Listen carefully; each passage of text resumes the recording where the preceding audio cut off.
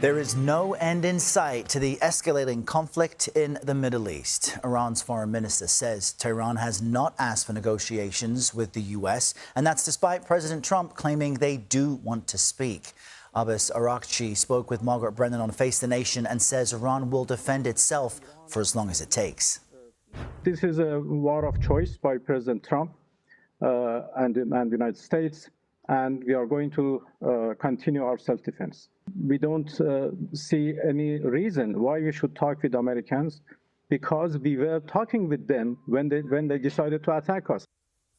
Now, CBS News has exclusively learned Iran's late Supreme Leader, Ayatollah Ali Khamenei, was wary of his son replacing him. That U.S. intelligence has circulated to President Trump. And sources say the elder Khamenei was cautious of Mojtaba taking power because he was perceived as not very bright and unqualified. And President Trump is urging U.S. allies to help reopen the Strait of Hormuz. On Saturday, he mentioned China, France, Japan, South Korea and the UK in a Truth Social post. Mr. Trump was asked about this last night and says he's been in touch with about 7 nations, but he didn't specify which ones. It's something that we don't need, and these countries don't need. And yet for years, it's like, for years we've been maintaining it, doing a great job. And we've got team coverage on all of these angles for you this Monday morning. Ramy Inocencio is tracking the fighting in the Middle East. But let's begin with CBS News White House reporter Olivia Rinaldi. Good morning, Olivia. Always great to see you. For our viewers, you know, they already know gas prices continue to jump as we see disruptions in the Strait. How is the White House explaining that? Well, good morning, Errol. It's good to be with you. The White House is still projecting optimism, saying that this is just a short-term spike and there's going to be a steep decline in the price of oil. But you did just hear from the president there, who is asking other nations to get involved in the Strait of Hormuz to allow some of that oil to flow. The president has said the U.S. doesn't get the majority of our oil from there, but it's creating these global supply chain shocks that are rippling and having an effect on the U.S. economy. Yesterday, Kevin Hassett, who's the National Economic Council Director, was on Face the Nation, where he said that the American economy isn't going to be held captive by what's going on in Iran. Take a listen to what he told our Margaret Brennan right here. America is not going to have its economy harmed by what the Iranians are doing. The bottom line is that in the 70s, we didn't produce much oil, but now we do. And so America's in a very strong position.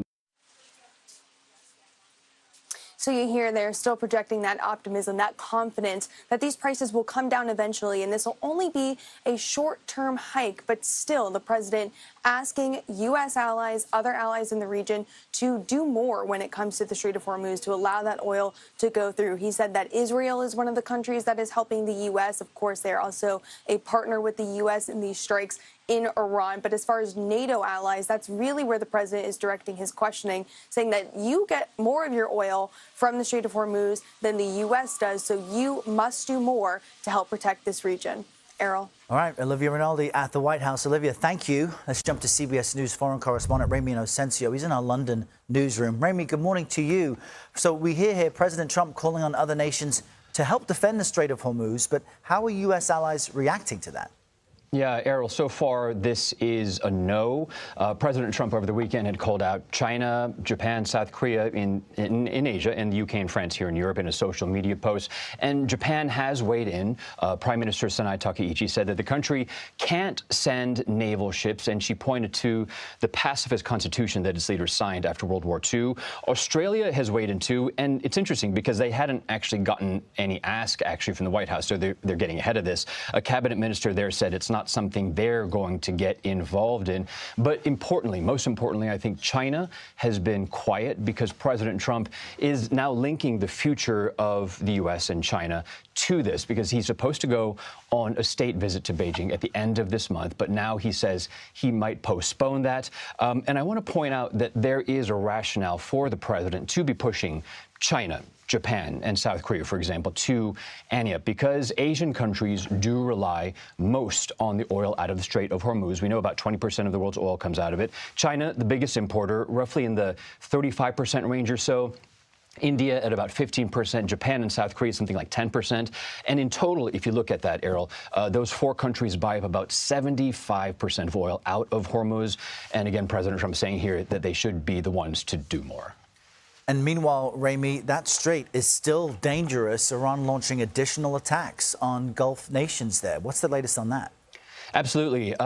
Seeing reports from Dubai, from Bahrain, Kuwait, Qatar, and Saudi Arabia. They've all reported that they've had to intercept more drones, more missiles today. And since the war started, we're seeing a number come out there now. All Gulf Arab states have reported more than 2,000 Iranian missile and drone attacks going into their airspace, or sometimes, as we have been seeing many times, actually hitting some targets. This morning, Dubai's airport was also forced to close off all of its air traffic for about 5 hours from what we're seeing from announcements. This is the world's busiest in terms of international passenger traffic. And the reason there was a drone strike, but not on the airport, but on a fuel tank nearby. Just checking the latest here, some flights have started to take off and land, but Dubai Airport has been forced to shut temporarily a few times. Iran's foreign minister, Abbas, said that his country will not let up. Again, he was on Face the Nation with Margaret Brennan yesterday. Take a listen. Has Iran asked for a ceasefire? No, we never asked for a ceasefire, and we have never asked even for negotiation. We are ready to defend ourselves as long as it takes. And new explosions in Tehran were reported just in the past couple hours following strikes over the weekend in cities like Isfahan.